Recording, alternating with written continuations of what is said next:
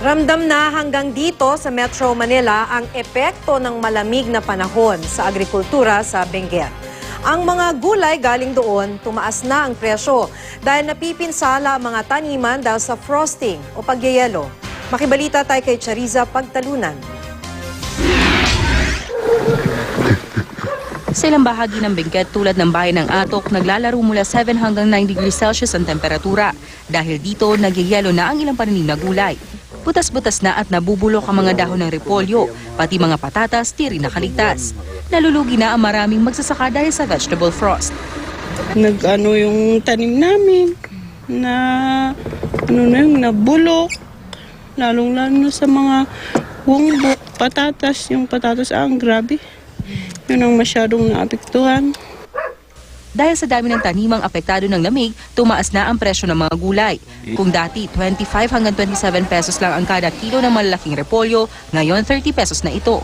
Ang kilo ng patatas na dating 35 to 45 pesos, 50 hanggang 60 pesos na. Nasa 75 pesos naman kung mas malaki. Maging sa Kibungan, Benguet, may naitala na ring vegetable frost. Repolyo at patatas din ang tinamaan doon.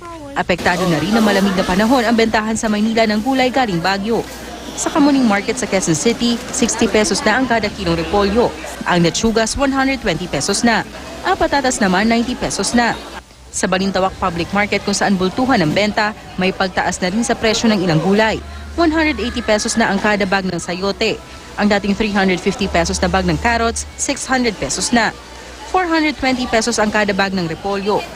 Ang isang bag naman ng patatas, 1,500 pesos na. Sa Mega Q-Mart, nasa 10 hanggang 20 pesos ang itinaas ng presyo ng mga gulay. Ang kada kilong carrots, 80 pesos per kilo na. Maghanda naman ang 90 pesos kung bibili ng kada kilong patatas. Ang kada kilong repolyo naman, 60 pesos na. Sa kabila ng pagkasira ng mga gulayan sa Benguet, ayon sa Department of Agriculture, walang dapat ipangamba dahil sapat ang supply ng gulay sa bansa. Nagsusupply naman din daw kasi ng gulay ang probinsya ng Nueva Vizcaya at Quirino. Chariza Pagtalunan, Nagbabalita, Pilipinas.